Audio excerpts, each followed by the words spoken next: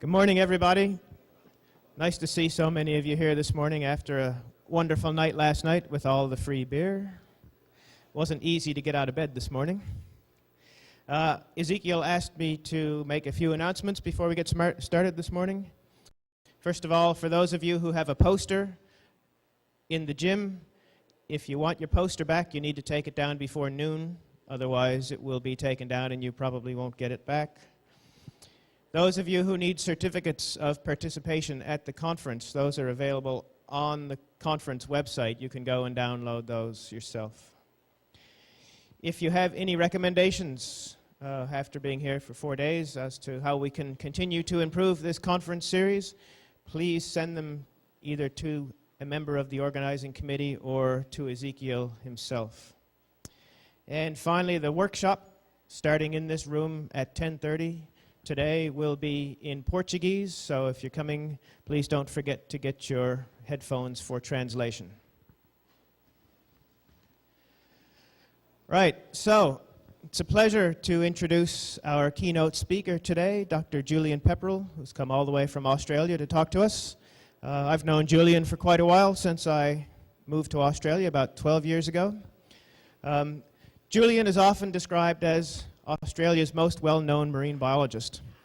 And I think that's actually true. And he's well-known for a number of reasons.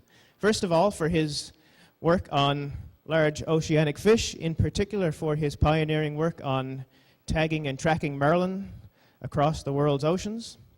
And I believe he's recently won an award from the Billfish Foundation for some of that work.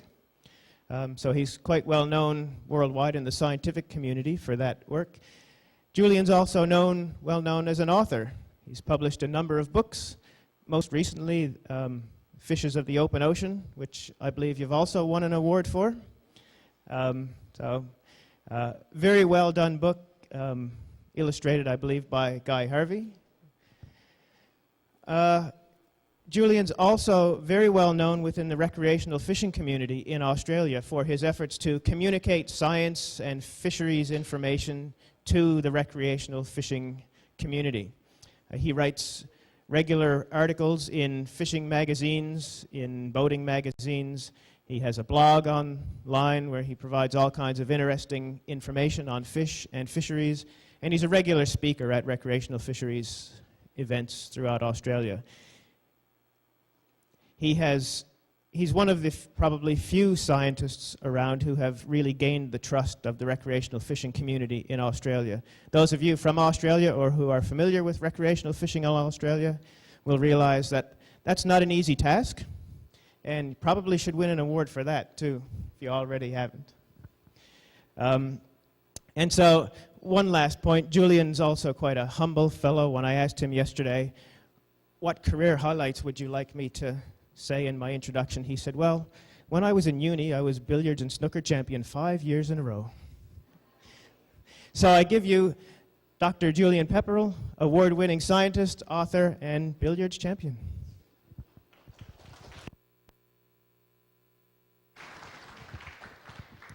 Well, thanks, Steve. Very nice introduction, and thanks to people for turning up this morning. I think they usually call this spot in the conference the death spot, but it's good to see so many happy faces out there, and maybe some of them are a bit tired, but I'll try and keep you awake. I've got a fair bit to cover in this talk because we're covering two different areas of impacts on recreational fishing, so we'll get straight into it. I always like to start with a little bit of history. History of MPAs is not that long, actually, not anywhere near as long as the history of terrestrial national parks. The little bit of research I was able to uncover, apparently the first MPA is the Fort Jefferson National Monument in Florida, an area of about 19,000 hectares of marine areas, and that was dedicated to protection in 1935. We moved forward to a World Congress on National Parks in 1962, and this was when they had the first dedicated session to marine parks at that particular conference. So things had moved forward, but they were still buried within the general parks sort of genre. 1975, there was the first global conference on marine parks, and it also happened to be the same year that the Great Barrier Reef Marine Park was declared in Australia, and that was a big event worldwide because it was a huge area, a multi-use park, and with a dedicated authority looking after it, and it became a bit of a model, really, I guess, around the world for multi-zoning, multi-use marine parks. And I just thought for fun I'd just put in there that the first World Recreational Fishing Conference was held in 1984, not that long after the first global conference on marine parks. And my other reason for putting that in there was just to say that I was actually at that conference. It was in the south of France. It was actually organised by IGFA. And I've been looking around. I think I'm probably the only person that was at that. So I've had a long history with recreational fishing conferences. So what are the definitions of MPAs? Well, IUCN is a body that's respected in this area and has done a lot of work on recommendations and guidelines. And they've come up with a number of definitions, not just one. I will read these out just quickly. The first definition is any area of the intertidal or subtidal terrain, together with its overlying water and associated flora, fauna, historical and cultural features, which has been reserved by law or other effective means to protect part or all of the enclosed environment. Fairly general. And the second definition, a clearly defined geographical space, recognised, dedicated and managed through legal or other effective means, similar wording, to achieve the long-term conservation of nature with associated ecosystem services and cultural values. So lots of words there, but the essence really is the two words protect and conserve. These were the values of marine parks from the very beginning. No mention there of managing fish populations, which seems to have become a kind of a de facto justification in some cases for dedication or suggesting marine parks. But we'll talk about that a bit later. Okay, so globally, it's hard to get a global map of all of the marine parks in the world because there's many thousands. Most of them are quite small, of course, on a global scale. It's also so this is a map that I found, which probably is pretty recent. I think this is about 2013, and it's an official map from IUCN and the World Database on Protected Areas. And it's pretty rare because you don't usually see maps of the world with Australia in the middle. And I think the reason Australia's in the middle is because we've got a lot of areas of MPAs. So it kind of stands out. You can see lots of fairly big areas throughout oceanic areas, but I think pretty well every coastal country in the world has some form of MPA, some more than others, of course, and but they disappear into little dots on this map. That figure down the bottom, protecting 2.8% of global ocean, I think is actually a misprint. You'll see in a minute that it's probably more like 1.17% is actually under MPAs.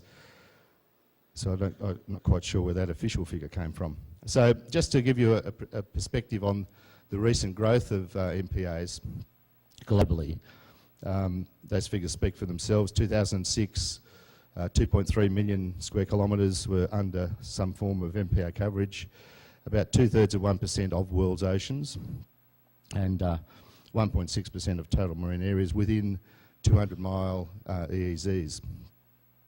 6 years later, those figures were pretty well double in all cases. And just to illustrate the acceleration of the formation of marine parks, and particularly very large marine parks, there seems to have been a race to announce the declaration or the planning of the biggest marine park in the world. It started with the, I guess, Hawaiian Marine National Monument, which was declared by George W. Bush in 2006. This is the chain of the northern islands and atolls of the Hawaiian archipelago leading up to Midway. It's quite an iconic area and quite a classic, remote marine protected area.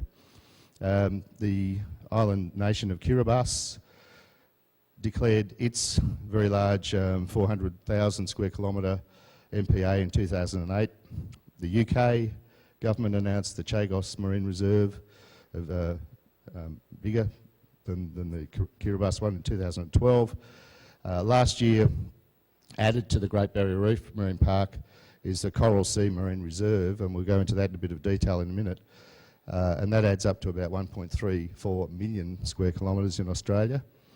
And just recently there's been a number of island countries in the Pacific in particular who've been making big press releases about future marine parks that are going to cover very large areas within their own EEZs.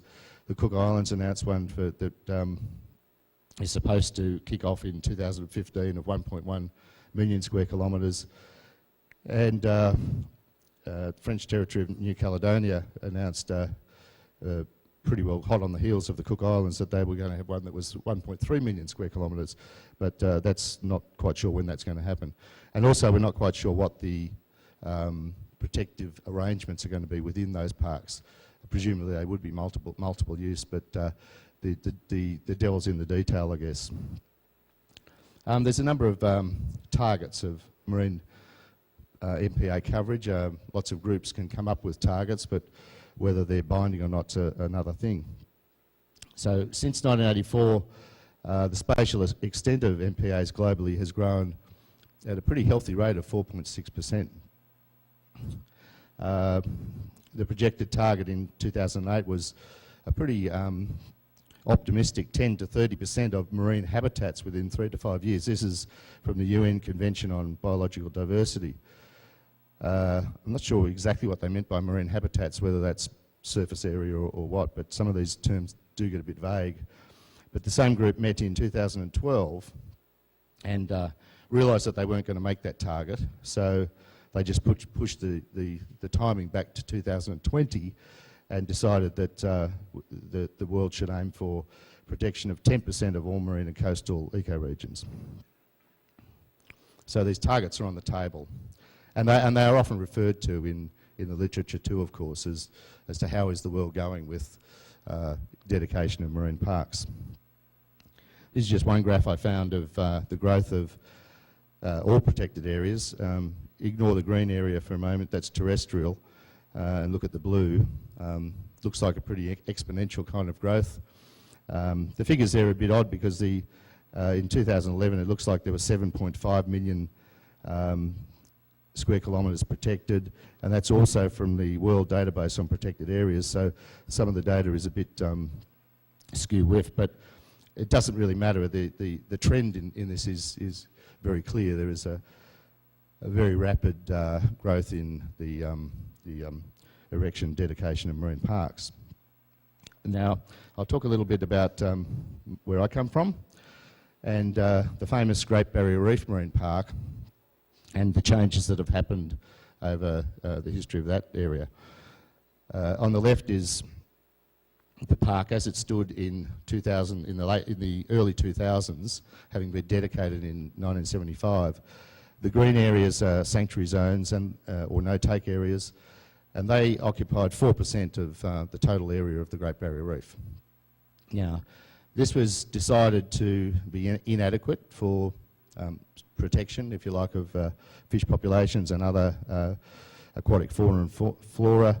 And so there was a major review and process started up in the early 2000s to completely revise the zoning of the Great Barrier Reef Marine Park. And the result was, after a long process of communication with all stakeholders, it took several years, and there was a lot of argy-bargy about the boundaries and of course, and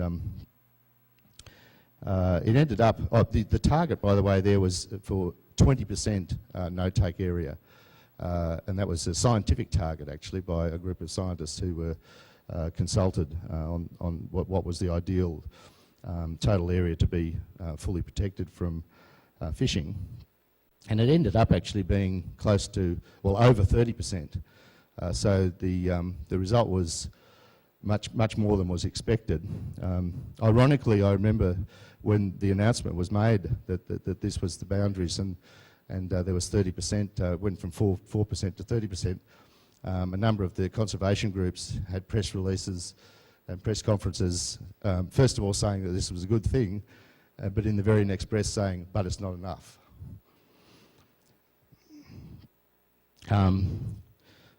Steve Sutton, who just introduced me, he's a social scientist, and he did a survey of recreational fishers' attitudes to those changes 3 years after the implementation of the new zoning. He found some pretty, I thought, not surprising but unexpected results. He found 2/3 of recreational fishers supported rezoning in principle, so they did think that more areas should be protected. More than half, that's supported the actual zoning plans, and most of them thought that these were necessary and for conservation, and most being more than 50% thought the plan had little impact on their activity, which is interesting because usually recreational anglers are worried that it will impact on their activities. And the dissatisfaction with the whole process was greater with anglers, recreational fishers who were not involved in the process or engaged. This is just some graphs from Steve's paper showing the beliefs on 4 dimensions, and I just wanted to highlight, having said the results in that text, there was largely a fair bit of dissatisfaction with the adequacy of consultation. Even though there were a lot of port meetings with stakeholders, a lot of recreational anglers did feel disenfranchised from the process. And as far as impacts on fishing, 60% said that it hadn't affected the way they fished, but even so, there were still 30% who said that it had, and that's a fairly significant number. So that was the case then, but now, as we noticed with the accelerating rapidity of declaration of very large marine parks, especially around Australia, anglers have become pretty nervous and quite vocally critical of the process as it's been rolled out more recently in Australia. So what's happened in the last few years there is that a whole network of what they call Commonwealth Marine Reserves has been implemented all around within the 200-mile zone for the entire continent, plus the island territories of Australia. Is a massive undertaking, and has been quite a tortuous kind of process, and again engaging stakeholders to some extent. But off the Great Barrier Reef, I wanted to make the point here that the grey shaded area was the marine park that we were looking at before, and this new marine reserve added to the boundary of the marine park goes out a heck of a long way, and a lot of that is sanctuary. And this is the well, I'll get onto the full map. So what you're looking at there is up at the top right-hand corner was that close-up of the Coral Sea area, the marine reserve. And these are the maps for the whole of the continent. It looked like there's not a lot of green area there, but it's pretty significant because a lot of those places are places where recreational anglers have fished traditionally. And the process here was not as accepted as on the Great Barrier Reef. The recreational fishing community has been pretty critical of this process, and especially because it didn't appear to be based on science. It appeared to be more political. There was a lot of lobbying going on from all directions as to where those boundaries should be. Anyway, this was the final maps, the final zoning plan. It hasn't been actually gazetted yet. It's not in practice. The status quo exists in Australia before these maps were drawn. A management plan hasn't been actually implemented. What happened in the interim was we had an election in Australia, and a new government was elected last year, and one of their election platforms was to review the whole boundaries of this marine reserve system. And that has taken about a year to get going. It's just about to start, and that process will take 6 to 7 months. And again, it'll involve consultation and looking at the science behind a lot of the decisions as to where those boundaries were. So it's you can see that politics certainly comes into play, and lobbying certainly has a big effect on where the boundaries are. I wanted to just, as an example of some of the querying of the process by recreational anglers, just focus on the bottom left-hand corner. Whoops. Just here. This is Perth in Western Australia. It's a big city by Australian standards, about 2 million people. And this little area, oops, oh yeah, this little area called the Perth Canyon was singled out, sorry that circle doesn't go over it, was singled out for special treatment with a sanctuary zone. The large slab in the vertical sort of large slab there actually covers or it lays over an underwater canyon. Now, when this plan was on the drawing board, the recreational anglers were a bit upset about this particular plan because it's exactly where the game fishing community from Perth have been fishing traditionally for 50 years or more for blue marlin. It's an area where there's some upwelling and there's some bait activity, and it's a known blue marlin area. Not lots of blue marlin, but it's an area that's well known. And they fish for blue marlin by trolling lures. They didn't expect this area to be declared green, and when they asked why, the answer was that it was believed that it's a feeding area for pygmy blue whales, believe it or not. And this surprised the game fishing community because they'd never seen a pygmy blue whale in that area in 50 years of fishing. And they did query that what effect could a game fishing boat trolling 2 lures have on pygmy blue whales, especially because there's no restrictions on the movement of naval vessels through that area, and naval vessels do use that area. So if the argument was that boat impact might affect the whale's behaviour, well, it didn't seem to hold. Just one little example of the sort of inconsistencies, I guess. So in response to recreational anglers' complaints really about, well, you know, we're being locked out of large areas, the Australian government produced this map, which said that, what are you guys worried about? Because all of these blue areas are where you can fish after the implementation. So you've got lots of ocean to deal with, and it looks pretty good. It didn't really placate a lot of the anglers, especially up in the Coral Sea area, but also off Perth, and also all these other small areas where they felt that there was not real justification for being excluded. And such was the angst of recreational anglers that a new kind of lobby group formed called Keep Australia Fishing, and they used the term lockout quite emotively, and they drew this map and included the red areas. Now, the red areas, what they did was they went over all of the submissions that were made to the government about where no-take areas should be, and they took all of those red areas were suggested areas by conservation groups of where no-take areas should be. They weren't accepted as by the government as green areas, but the point was that I guess that if these were on the table or if they had been thought about, that the recreational angling community was a bit worried that they might rear their ugly head again in the future. And that was a pretty effective kind of map to come up with. Okay, so we'll just move on to just quickly a bit about MPAs in general. What do no-take MPAs do? Well, basically, if you look at the list of all of the things that are prohibited, it's fishing. It's extractive, either fishing by commercial or recreational fishing, spearfishing, collecting for marine aquarium trade, that sort of thing, shell collecting, that's all off limits.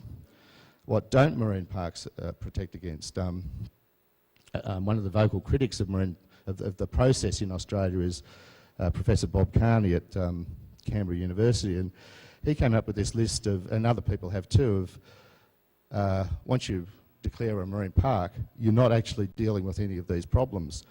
They're externally extrinsic injections from outside, agricultural runoff, terrestrial mining, oil spills, introduced pests, storm damage. Storm damage on reefs has been identified as the major cause of damage to the Great Barrier Reef. and that's linked with climate change maybe. And if storms become more common because of climate change, then the damage to the reef will increase. But these are not in any way able to be protected against by lines on water with MPAs. But with those threats in the background that aren't often mentioned, there is to the general public anyway, there is a false sense of security about a marine park. There was great announcements made of this network of marine reserves in Australia, and people felt good about it because they felt that things were being protected. But as I hope I've sort of made the point, that the use of the term protected is often in the eye of the beholder. And importantly, there's rarely any performance evaluation of the effectiveness of this protection, especially against those non-fishing related threats. You could spend a whole hour talking about the claims that MPAs, the proponents of MPAs often make about how great they are in terms of what they do for fishing. As I said, MPAs don't really have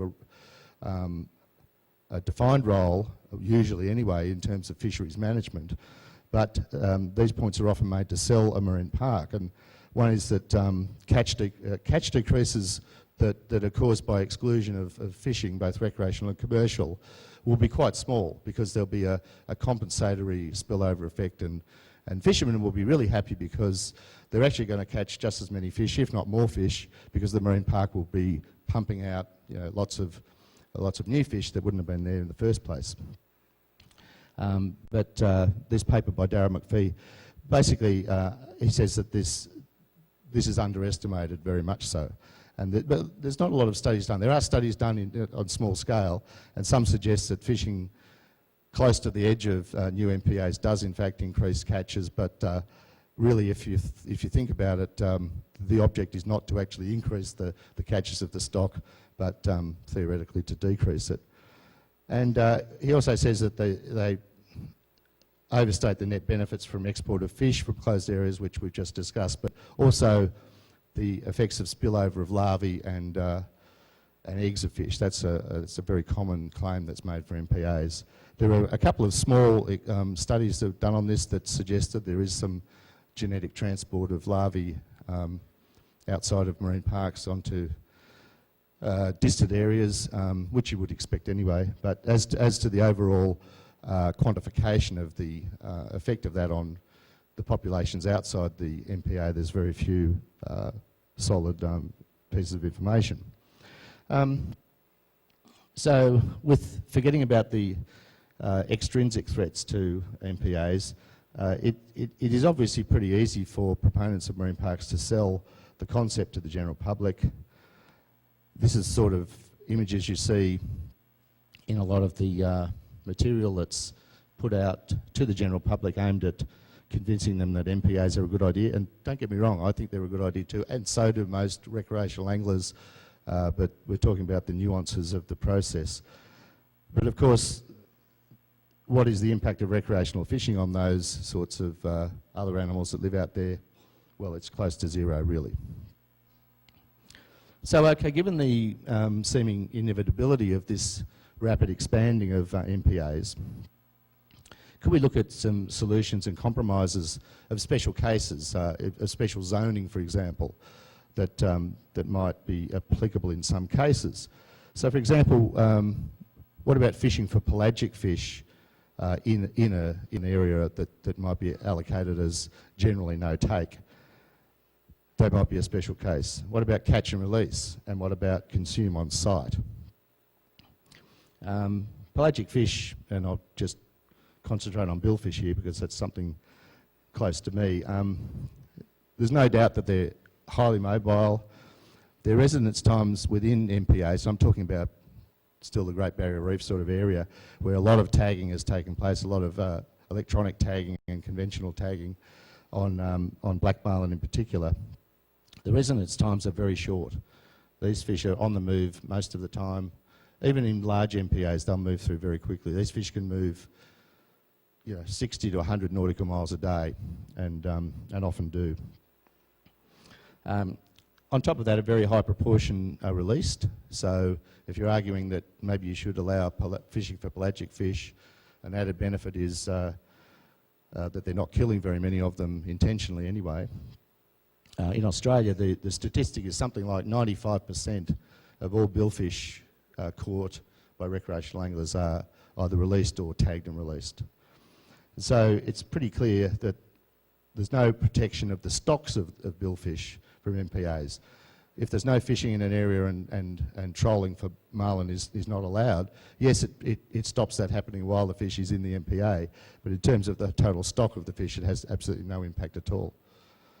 Oh, I just thought I'd better show you some pictures of billfish because they're my favourite animal. This is a blue marlin, a black marlin, and sailfish with a tag, and on the right-hand side is a typical flag display of a boat coming back after having a good day's bill fishing, showing that it's tagged and released that number of marlin. And just to show you the scatter of black marlin from the area of the Barrier Reef and the east coast of Australia, these are points A to B from conventional tagging of plastic dart tags, all the tags. We have a very active tagging program in Australia, and every year many thousands of billfish and other tunas and sharks are tagged and released by recreational anglers. Black marlin, I think there's been over 50,000 tagged by recreational anglers now, and these are the long. Well, these are all of the recaptures showing quite enormous spread throughout the Pacific, and also showing that even though a lot of those fish were tagged and released in the area of the new marine reserve, they don't stay there. And this is just results from pop-up satellite tagging of black marlin in the same area, and these are very short-term. These pop-up tags don't actually stay attached to the fish for very long. So at maximum, this particular experiment, I think there was about 60 fish tagged, and only one lasted more than 5 months. So these are all less than 5 months movements away from the area where they were tagged in the aggregation. The marlin aggregate near the Barrier Reef to spawn, but then they move away very quickly. And so the other two potential things that might be compromises would be catch and release and consume on site. And so the argument about catch and release is that it has a relatively small ecological footprint, especially if post-release mortality is low, and it definitely is with marlin. There's been enough studies done on post-release mortality of marlin using pop-up tags to suggest that if you use circle hooks and lures, the survival can be as high as 100%, certainly more than 90%. And other species, you can improve the post-release survival by education of different tools and handling techniques. And consume on site is obviously pretty controversial because you're catching fish and killing them, and the idea would be that you'll be doing this in a protected area like a green zone, but it seems to be more appropriate for remote areas with low visitation rates. And this has actually been used in that Hawaiian National Monument I mentioned. That is permissible in that area, and very remote because not many boats get there. But when they do get there, and you're living on board, catch a fish, the idea is that don't take anything away. Okay, so IUCN guidelines for classification of zoning in marine parks would consider, if you read it literally, that both catch and release and certainly consume on site would be inappropriate in IUCN 2 areas. IUCN 2 would be green, the green sanctuary zone. But the point is that that's not binding. They're just recommendations or guidelines. And in fact, interestingly enough, the map I showed you before of the new marine reserve off the Coral Sea, the maps that were put on the table, the penultimate maps, the second to last series of maps, included a number of specific reefs and atolls that were zoned in a different colour than any of the other colours, and were going to permit catch and release and consume on site. And they were remote areas where eco-fishing tourist operations were already operating, and the recreational community was quite happy with that. They thought, well, at least the government's been listening, and you know, that's a pretty fair compromise. But unfortunately, when the final maps came out, those particular coloured zones completely disappeared off the chart. But the point was that the government had, in fact, agreed that it was possible to do that zoning within a sanctuary. I just thought I'd show you some nice pictures of an example of this type of catch and release consume on-site operation that exists now, not in sanctuary zones, but way out in the distant reefs of the Coral Sea. This is a fly-in operation with motherships and very good accommodation. It's not cheap, but a lot of people save up and make this a once in a 3 or 4 year holiday because it offers the most fantastic fishing opportunities in a virtually pristine sort of environment. So they fly in and stay for maybe a week. And the main operation around these atolls is casting lures for GTs, giant trevallies, and dogtooth tuna, but they also troll for marlin in the general areas. And of course they also catch reef fish, again for eating dinner at night if they catch a few of the nice fresh coral trout. So they're very pristine areas, virtually untouched. It's kind of like the once in a lifetime opportunity to get out there, catch a big GT, release it, and release other fish. They're booked solid for years in advance. It's very hard to get a spot on these trips. But of course, as I say, always nice to catch a nice big fish to have for dinner. Okay, so I just want to move on to some gaps in understanding of MPAs. These are just off the top of my head. I think there's a lot of gap in the criteria for selecting representative areas. This is often not very well defined. Bioregional areas, it can be quite technical, but I don't think that's very well understood. And what are the criteria for sizes of sanctuary zones? There's a big push for bigger and bigger sanctuary zones for all sorts of reasons, but what is the science behind that? Another gap, this is a very important gap, is data on recreational fishing. This was a good example, was the Great Barrier Reef Marine Park. When that was being proposed, there was very little known about what recreational fishing was actually going on there. What was the catch? What was the catch per unit effort? Both within the proposed zones, and then if you draw a map, well, what was the fishing outside the zones and further away from those zones? And was there any criteria going to be made or any planning made to look at catch of the recreational fishing before and after the declaration of these sanctuary zones? No, there wasn't. Another gap is information on movements of fish in and out of MPAs. There's been one talk I saw the other day here on bonefish in one particular area. There's quite a few of these little studies are in fact going on now with using telemetry and listening posts and just tracking individual fish around marine parks and seeing how far they move. But there's still, certainly doesn't cover all species and all important species. It doesn't cover species like bait fish, for example. And it is starting to give us more long-term movements, but I think it's still a pretty big gap for quite a lot of species in quite a lot of areas. And the other area I have already mentioned is information on spawning and egg or larval transport out of marine parks. It is a complex issue. The studies that have been done on small little reef fish, the ones that have suggested that there is a spillover effect of eggs and larvae. But I'm not aware of specific major studies that have been done proving that this is quite significant for some of the iconic angling species. What are the spawner-recruit relationships? Just because you have more spawning doesn't necessarily mean you have more recruits. In fact, it's quite... Black marlin, for example, there doesn't appear to be any spawner-recruit relationship at all. We get big peaks of juvenile recruits coming through straight after we've had a very poor season on adult black marlin. What are the dispersal rates of eggs and larvae? we have very little knowledge of that. And what's a settlement success? I mean, once larvae do leave an area and go into another area, is there settlement areas?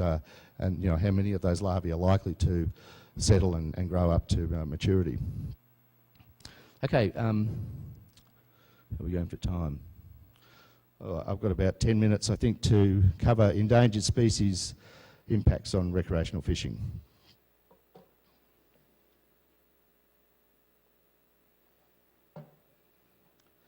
I just want to talk about 3 case studies again in Australia. The spotted handfish, which I imagine most people haven't heard of, the grey nurse shark, which is also known as the ragged-tooth shark, or the nurse shark, I think, or what else is it called? Anyway, ragged-tooth, and short-fin mako shark. So the spotted handfish is a absolutely engaging, cute little small fish that lives on the bottom and actually walks around on the bottom. The first scientists, the French scientists who first discovered this in Tasmania, were absolutely enthralled by it, and they were the first ones to paint pictures of it in the early 1800s. It was quite widespread at that stage. In the 1800s, it was quite widespread around most of Tasmania, or most of southeast Tasmania. This was its natural habitat, but now it's restricted to just one estuary, the Derwent estuary, which I think is the estuary that Hobart is on. Is that correct? Yeah, so it's the estuary, if you've been to Tasmania, the large estuary is the home of the spotted handfish, but it's the only place in the world where it exists, and not many of them are there, and it's been classified critically endangered.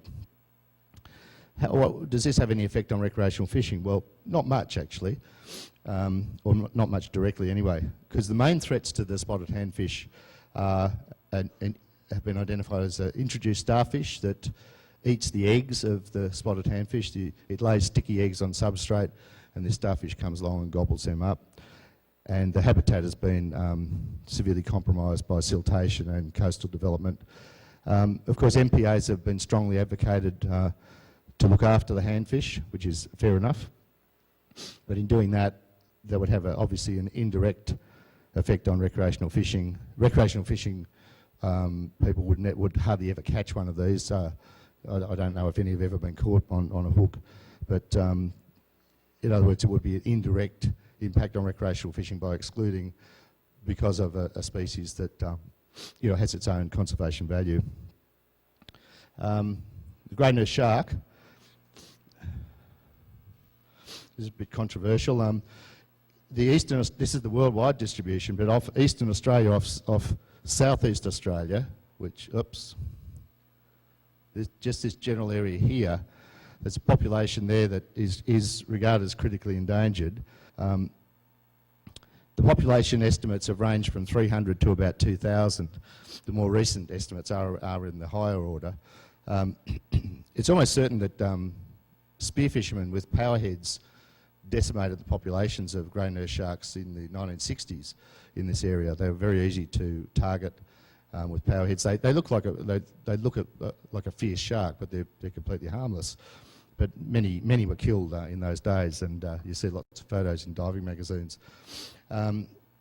Anyway, they are critically endangered in that particular subpopulation, and this has led to the New South Wales government declaring critical grey nurse habitat areas. They do aggregate in areas, usually around reefs and headlands and islands, and these grey nurse habitat areas have fishing exclusion zones around them with a radius that varies, but usually about 1 kilometre. But of course there's been a push to increase the distance of that exclusion. Exclusion meaning no fishing. Doesn't stop diving. None of these exclusions stop diving, but it means no fishing. There's been pop-up satellite studies done on the movements of grey nurse sharks, which have shown fairly surprising movements over much bigger areas than were originally thought. And this has led to, of course, more calls for much bigger areas of no fishing, because a hook in the water might actually hook a grey nurse shark. And there have been lots of photos of grey nurse sharks with hooks trailing out of their mouths. Not necessarily recreational gear, by the way. It's a lot of it is commercial gear as well, but it's not a good look. Politics came into the play again. there was an election in New South Wales, and recreational fishermen weren't too happy about this because they were saying that, look, we would still like to troll lures. We're talking about trolling lures here for pelagic fish.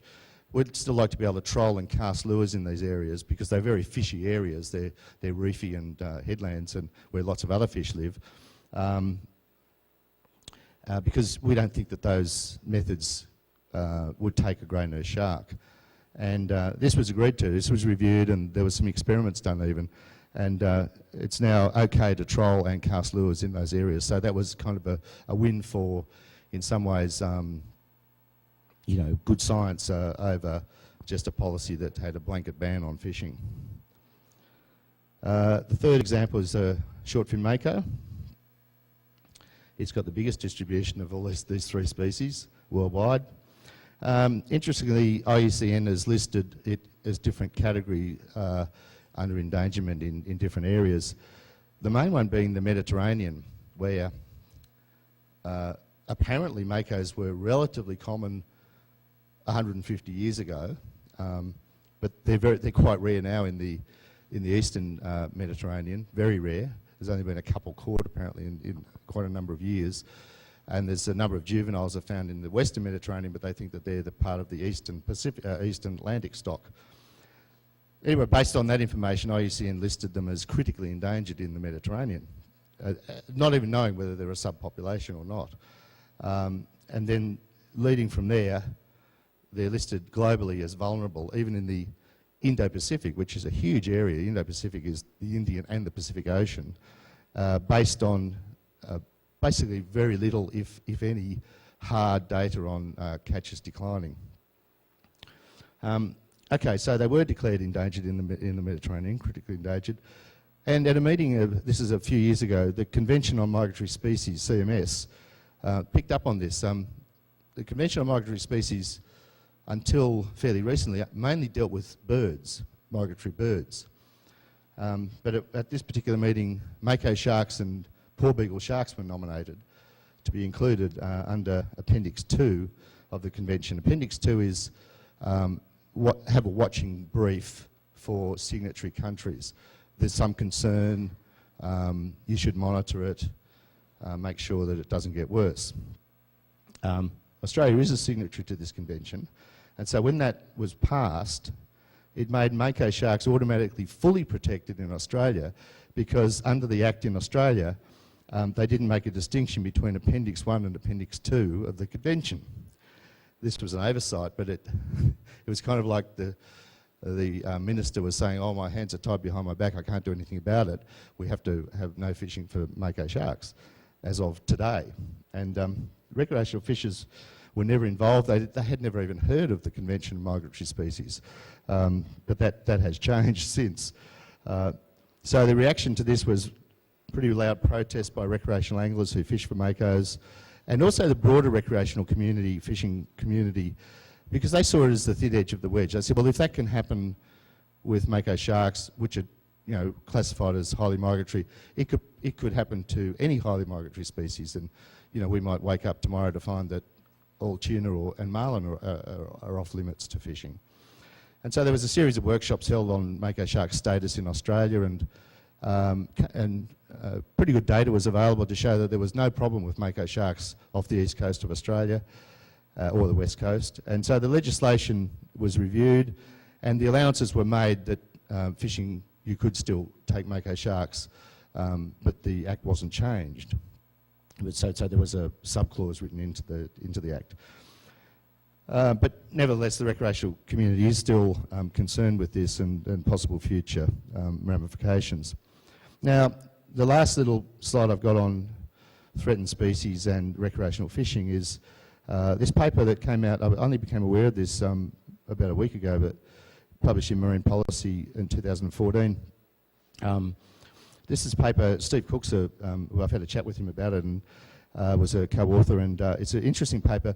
It was suggesting that IGFA, the International Game Fish Association, by accepting record claims for the biggest of a list of threatened species that were listed by IUCN, encouraged targeting on big fish, and this would have a disproportionate impact on the population, especially if you had a critically endangered species or an endangered species that was struggling, because the larger fish were the more fecund fish in the population usually.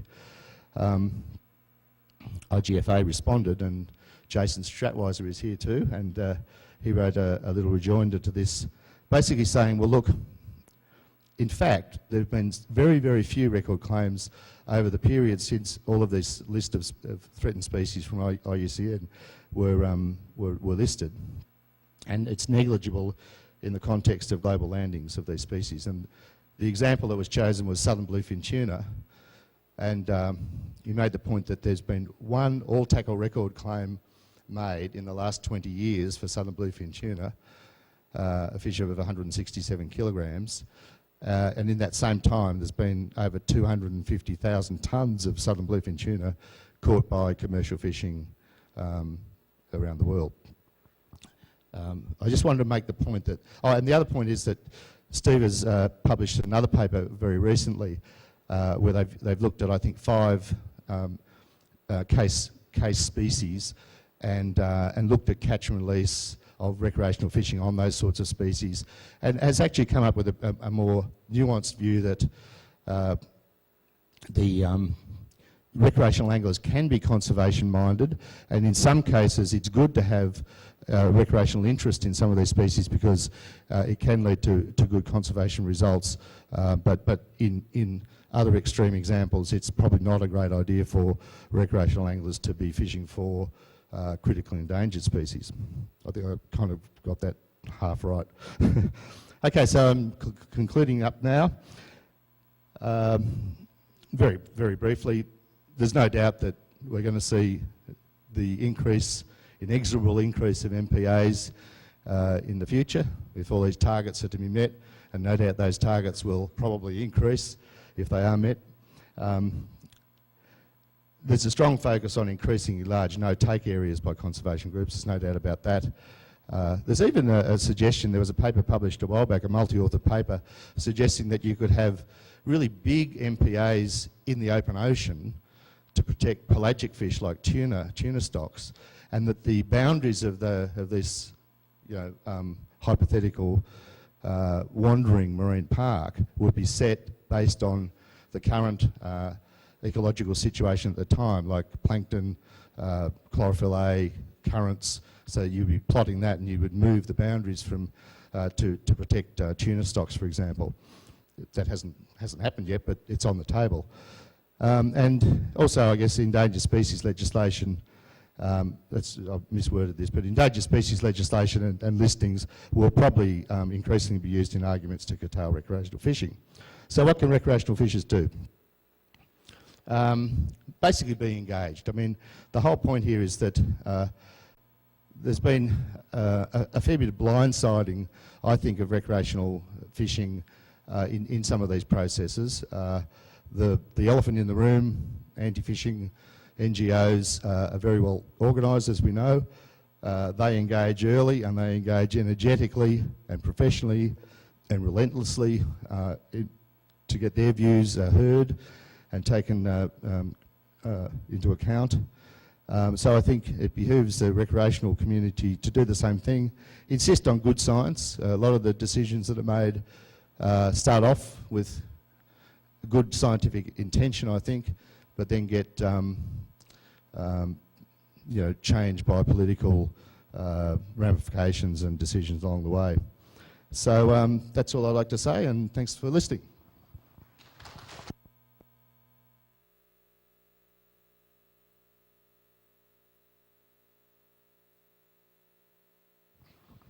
You have 3 minutes for questions.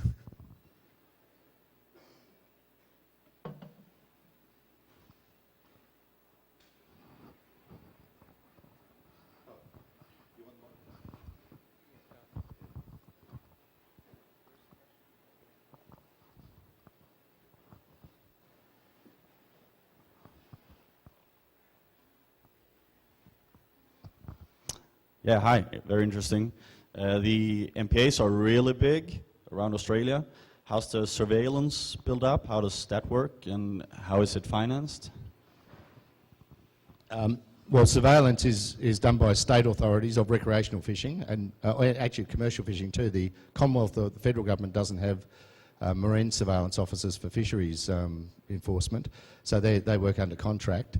They're pretty well equipped. They have got big vessels that go out, and in areas like the Great Barrier Reef, there's flyover quite often marking where boats are in terms of the boundaries of marine parks, and people often get pinged or get charged with being inside the boundaries, even if they're only a little bit inside.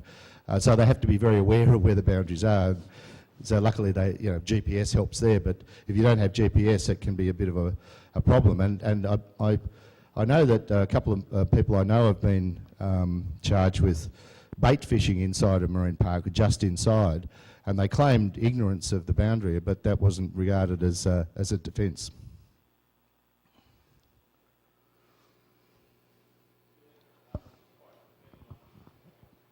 You can probably hear me now. When you look at Australia, we're quite fortunate in that we have sustainable management programs in place for most of our fisheries. Most of our fisheries are well managed, and yet we have 30% of the entire world's marine parks and those waters by area either under coverage now or proposed to be in Australian waters. Why do you think that's the case? That's a really good question. Why is it? I mean, it is a bit more than passing strange. We do have good fisheries management, and there is a good report card done every year on Commonwealth managed fisheries, and every year there's less and less overfished stocks. There's very few overfished stocks now in Commonwealth fisheries. I just think, my feeling is that it's the zeitgeist, it's the mood of the non-fishing kind of public is that this is a good idea to have very large kind of natural aquariums where people can go and look at fish underwater. I don't have the answer to that. And I guess the other point there, of course, is that the NGOs who are pushing for bigger marine parks and there's huge no-take areas in the Coral Sea, they don't necessarily agree that the fisheries are well managed. They'll be looking for examples of southern bluefin tuna, for example, that are in fact overfished, but and ignoring the kind of good news. I think it's because fisheries departments maybe the managers themselves aren't getting the message through that these stocks are well managed.